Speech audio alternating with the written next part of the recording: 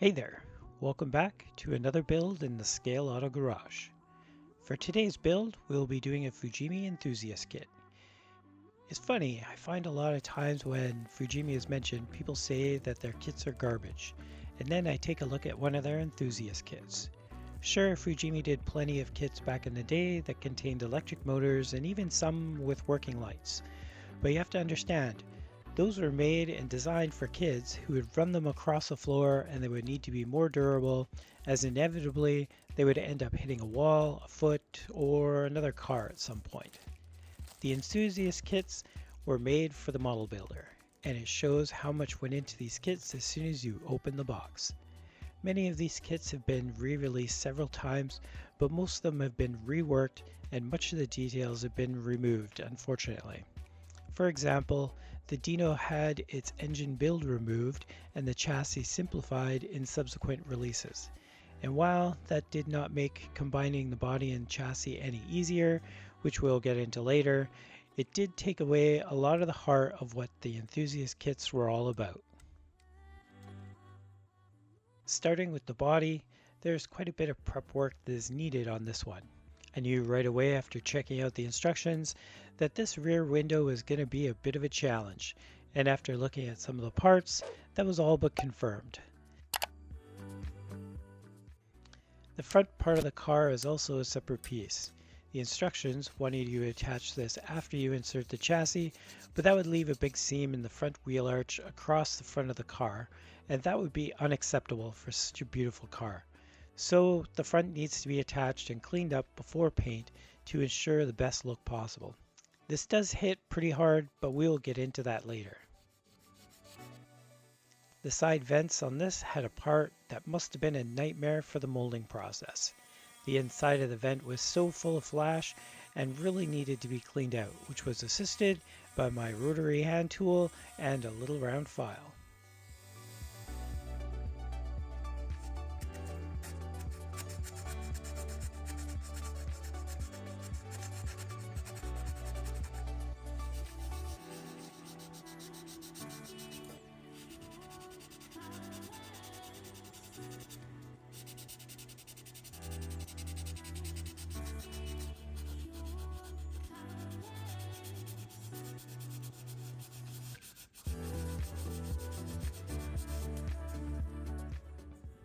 Once sanding has been completed, it's time for filler. Using a toothpick, I like to put as little filler as possible in any given area to make sanding it as easy as possible. I find that if you have too much filler, you can end up sanding too much plastic around the filler, giving you an uneven surface that you can really notice after primer.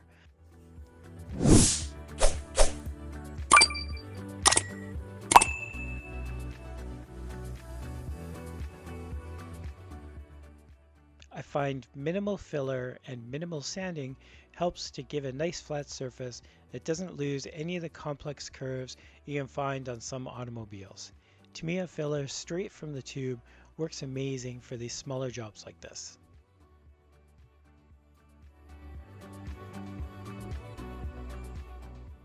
Since the hood, engine lid, and trunk are all openable, it's a good idea to check fitment in the prep stage to ensure that opening and closing is not impeded by paint or any imperfections. Getting a chip in the paint close to the end of the build due to a tight fit can be just heartbreaking.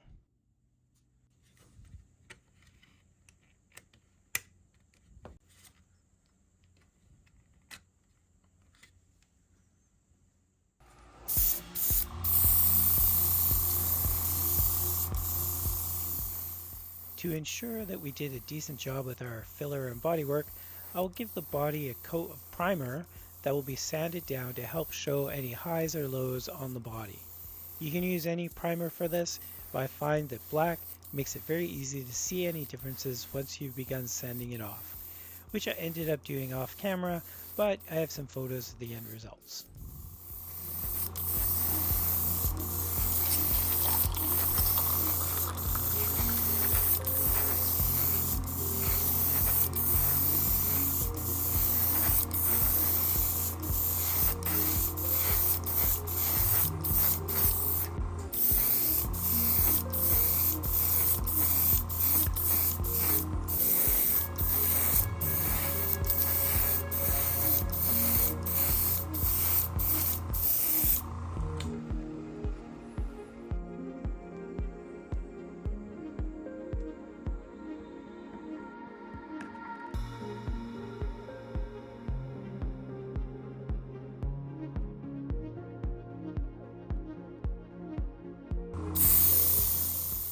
Once I was happy with how the bodywork looked, it was time to prime for real. Covering the car with a black primer again, it did leave a few extra bits of paint in a few areas, but some sanding with a 3000 grit sanding sponge will help to even out the surface.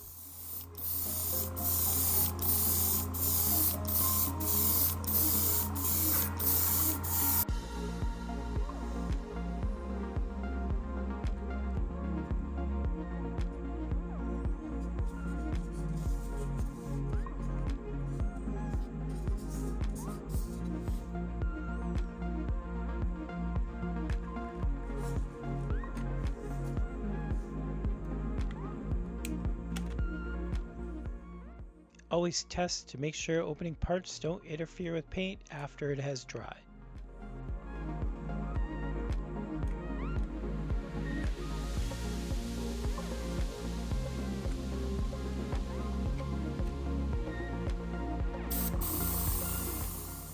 Now time for the base coat.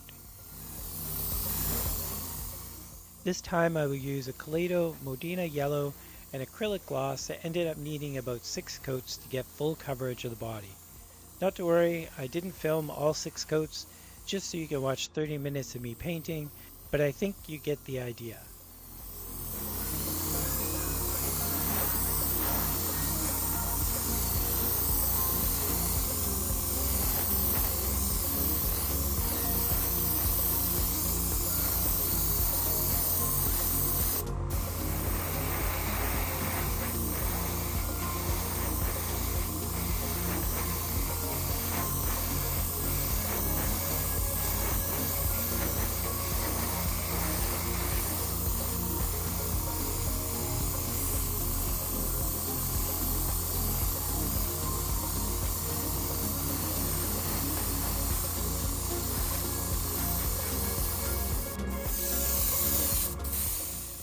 Once all the yellow has been applied and cured for a bit, several layers of Mr. Hobby Super Clear is used to seal everything up. If you are interested in my painting process, I'll put a link to my ultimate painting guide at the top and in the description where I go pretty deep into the entire painting process from start to finish. After an insanely difficult taping process, all done off camera so I don't lose any concentration, I can begin with the window trim. This era used a lot of chrome for window trim, and so I do my best to replicate that. First, a layer of black needs to be done, beginning lightly to help seal up the tape and prevent runs from getting into my polished paint job. I'm using a semi-gloss here, but I probably should have used a gloss now that I think about it. After the black has had a little time to dry, I can apply the chrome. I went back and forth between wanting to paint or use bare metal foil, but after looking at that back window and the 2 hours it took me to tape it up, I opted for paint. I'm using Molotov Crow from one of their refill bottles. I really like the look of their chrome, but you have to be very aware of it while completing the model, as any fraction of a touch and you are left with a dull silver instead of brilliant chrome. It can make finishing a kit like a warped game of Twister, or don't step on the lava for your fingers.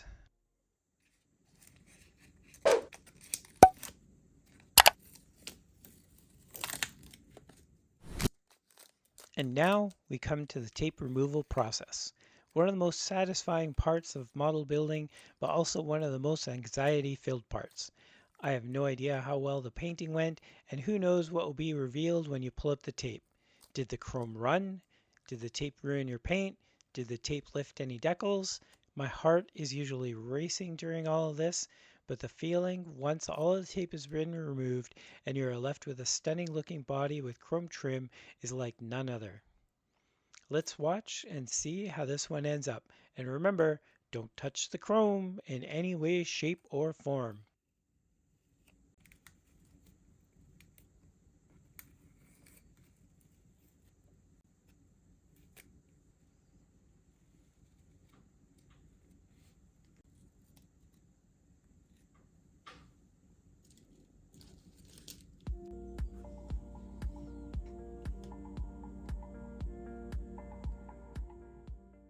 After all that, I can begin with the final assembly of the body, installing chrome pieces lights, and other trim pieces to help really bring the kit together and feel like finally accomplishing something.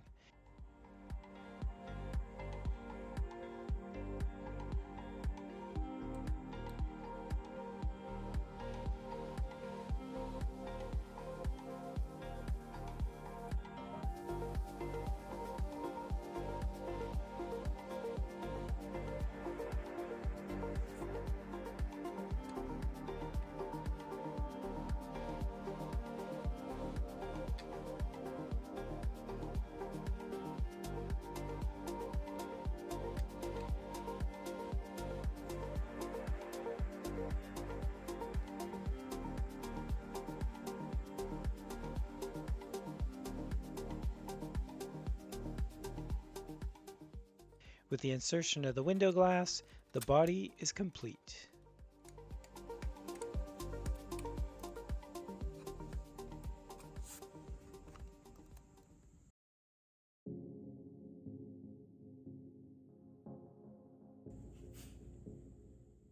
The initial release of this kit does come with a full engine build. A stunning feat of engineering, not only by Ferrari, but by Fujimi to make it all fit. There are double the number of parts in the engine than they are for the entire interior of the car.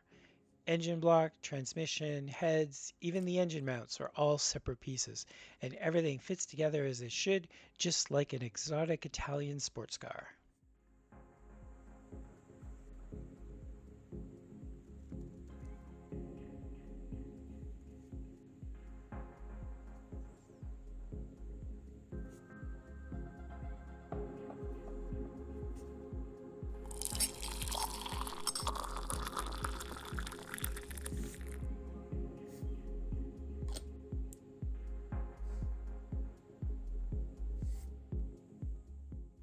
Front suspension can also be assembled before painting, helping to keep everything uniform in color. Also, I'm pretty sure I don't have enough clips on hand to be able to paint every piece on their own.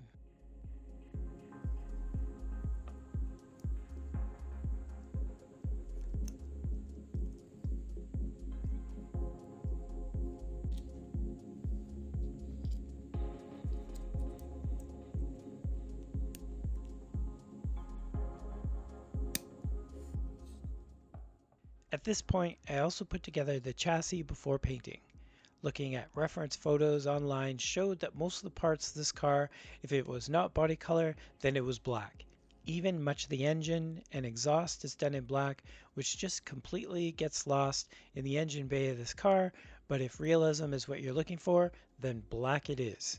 Now, building the rear structure before painting is not quite following instructions and will lead to a few complications when it comes to installing the engine, which I will need to address shortly.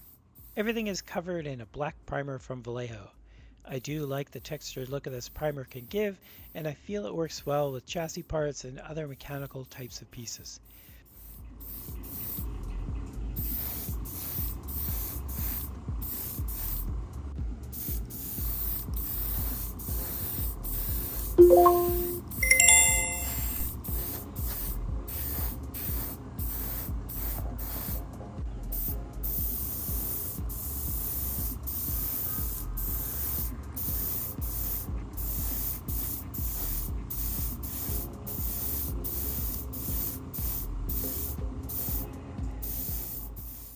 The engine I will give some aluminum, but everything else is done in black, semi-gloss black, or metallic black.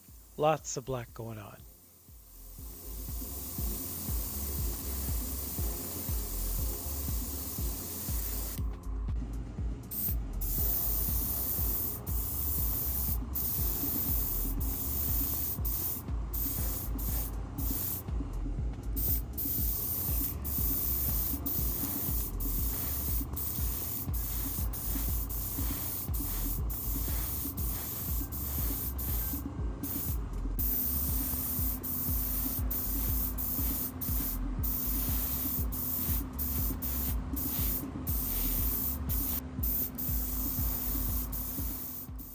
For the really difficult to assemble headers, a coating of gunmetal is provided over the black primer.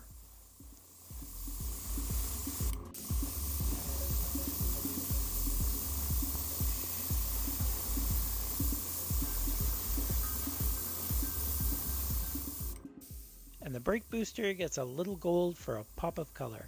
Unfortunately, after it's installed, you will never actually see it.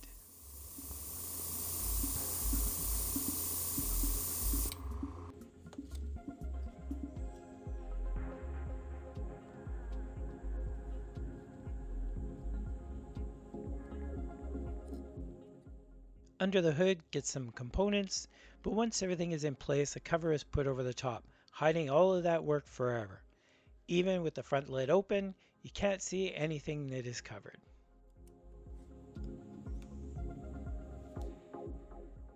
As for the engine, after some of the details are hand painted, it is ready to be installed.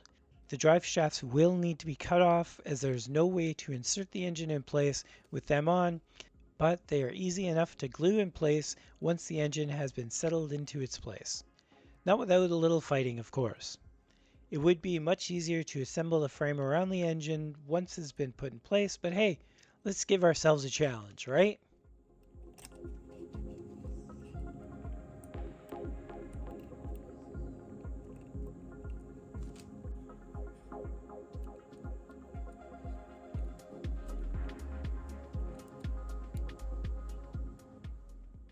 The wheels are quite unique on this kit to assemble as well. A hub is put into place first. You may notice the 5 holes on the hub. There are 5 points on each of the wheel that will fit into these holes once they're ready to be put on. Once the hub is in place, which is designed to turn the wheel, the brake discs are put over top. The brake discs don't turn, but I must admit I do like how the caliper is done and is 2 pieces glued together. The rear discs are assembled the same as the front.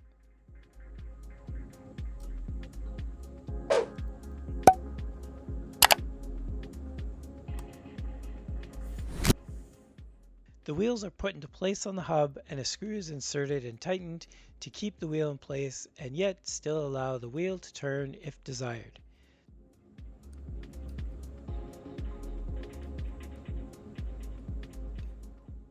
The final hubcap is put over the screw, hiding it.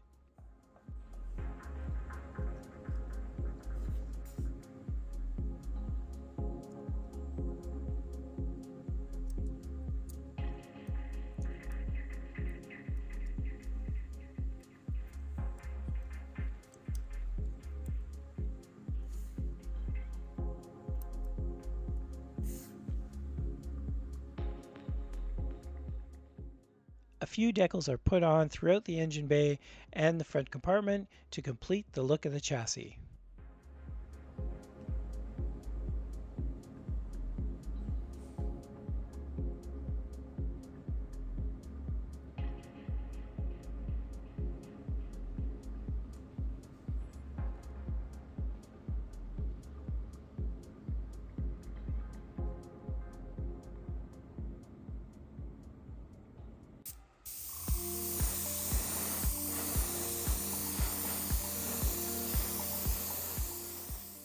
Like the chassis, the interior of the car is mostly black with some chrome accents. It is composed of several pieces for ease of painting, doing a flat black on the floor and then a semi-gloss black for the dashboard, rear panel, and the door cards.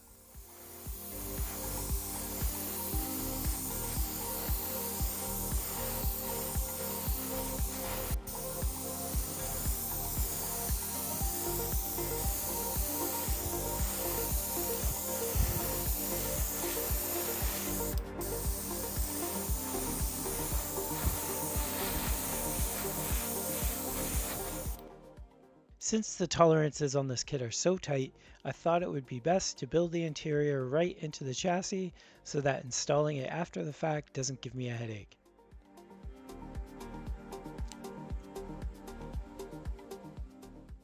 Everything fits super tight in place, and there is no room for sloppiness at all.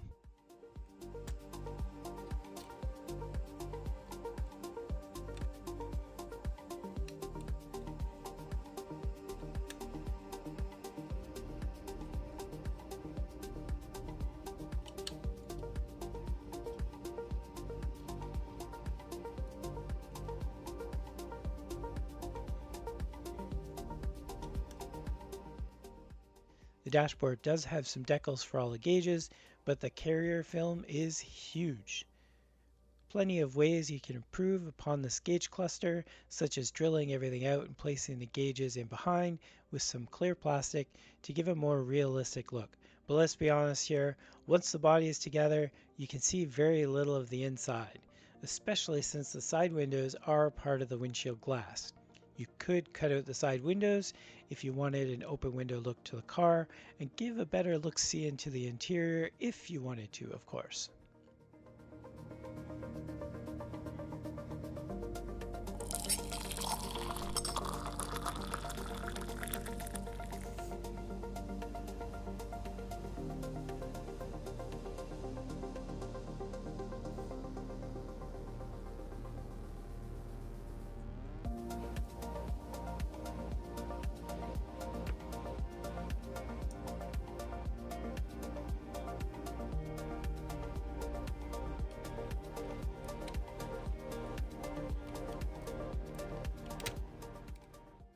So now, the really hard part.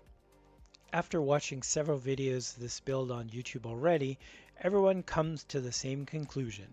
This is the most difficult part of the whole kit, putting the chassis inside the body shell. Now, if you did as the instructions wanted and didn't put the lower front of the car on, it is easier, but why make things easy for ourselves? I have included the whole unedited process of mating these two pieces together so that you can experience the anxiety I did myself trying to get these to fit without breaking anything in the process. Each squeak and creak gives a spike on my inside, and if you have ever had to do anything like this yourself, then you know exactly what I'm talking about. Enjoy the entire assembly here.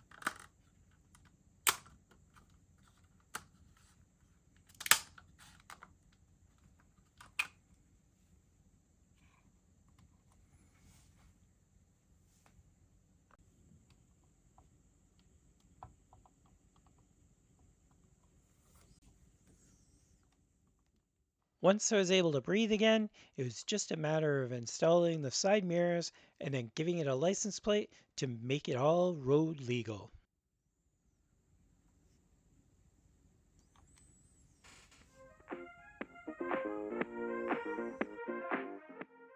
Thank you so much for following along this build of the Fujimi Ferrari Dino 246 GT. Fujimi Enthusiast kits are not for everyone, but they do end up quite the showpiece. Have you ever built an Enthusiast kit? Do you want to build one? Let me know in the comments below.